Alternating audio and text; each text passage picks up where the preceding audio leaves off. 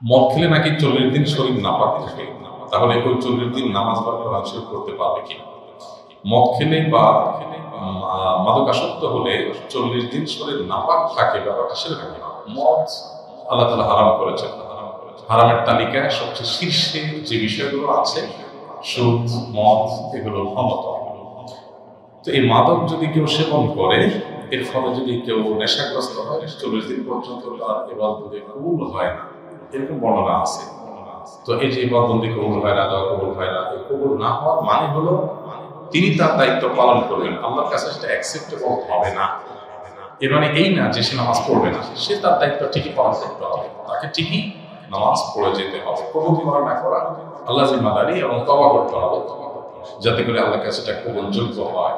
যদি সেই তওবা করে, আশা করা যাবে আশা করবে। তবে হাদিসে যেটা আছে সেটা শরীর নাপাক হওয়ার কথা হাদিসে নেই যে মদ পান করলে 40 দিন শরীর নাপাক হয়ে যায়, এই কথা নেই। মদ পান করা হারাম, সেটা বলাই বাহুল্য, এবং ভয়ঙ্কর হারাম হয়ে পড়ে। ইসলামের দণ্ডবিধিতে শাস্তির বিধান আছে, ইসলামের সব হারামের জন্য শাস্তি নেই। একজন গান শুনছে, ইসলামের দণ্ডবিধিতে কোনো শাস্তির বিধান রাখা হয়। গান শুনে সে পাপ করেছে, সে আল্লাহর সাথে বুঝবে। মাদকাসক্ত হয়ে সে মানুষ খুন করবে, মাদকাসক্ত হয়ে সে স্ত্রীর সাথে জুলুম করবে, মাদকাসক্ত হয়ে সমাজকে নষ্ট করবে, এটি তার জন্য শাস্তি রেখেছে ইসলামের বিচার ব্যবস্থা বা দণ্ডবিধি, সেটা নয়। মাদকাসক্ত হওয়া হারাম।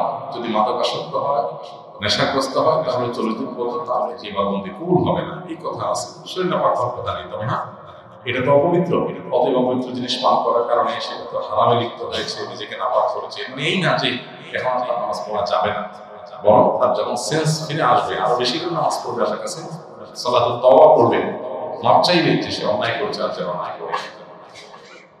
আল্লাহ তাআলা আমাদেরকে সমস্ত হারাম থেকে বেঁচে থাকার তৌফিক দান করেন।